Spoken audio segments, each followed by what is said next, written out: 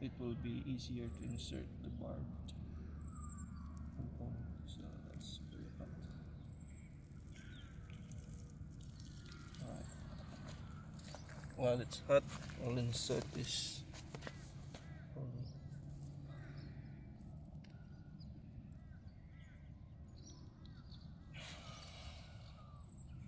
It's much easier than forcing it.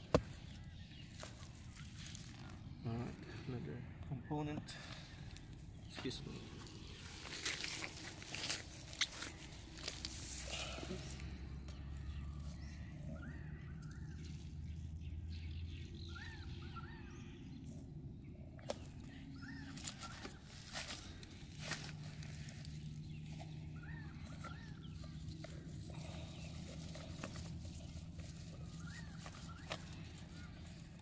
Yeah, it just slides easily.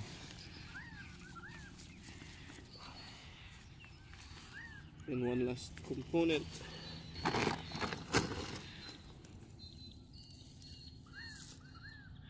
one.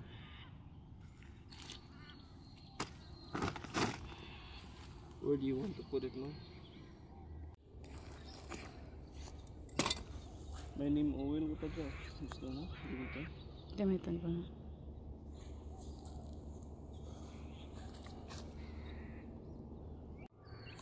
Slide na siya. Dali na.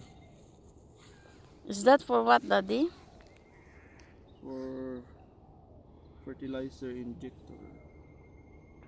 Liquid fertilizer. Yeah, liquid. So this is the intake. This needs to be open,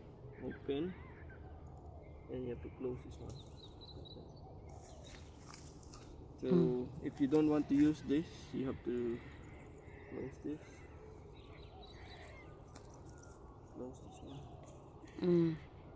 And open. Open this one. Also open. That's the liquid fertilizer injection.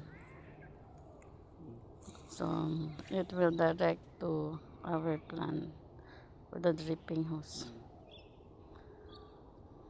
Mali yata ang direksyon ng butang. Yan. Ga-work siya. Gahigop siya.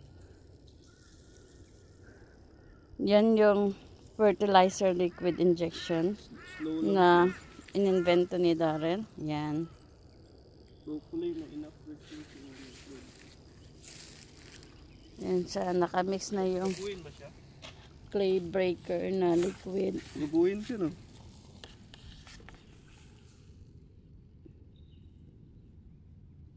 Yan. Balaan mo na. Gabuin mo. Makita mo sa flow. Yan yung ano, paano niya ginawa. Yan. May control din siya. Kung pure lang or may pang liquid fertilizer. Ito yung control niya. Tatlo. Yeah. Yung suction ba? Gabuin ba? Gabuin mo, no? Yeah, it's working. Gubas ba? Yeah. Gabuin siya. So this is very nice. So if there's no rain and then you only use a dripping hose for your plant, so this is good. You can still fertilize your plants. This is a liquid fertilizer.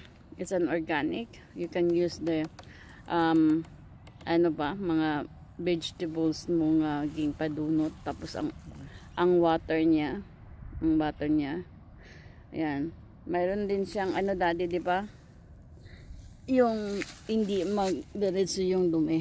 Ayan na. Wala siya gabuin, no? Yan. Hindi man agad-agad yan, Daddy, ba? Kaya nagmimix lang siya. Okay, bye for now.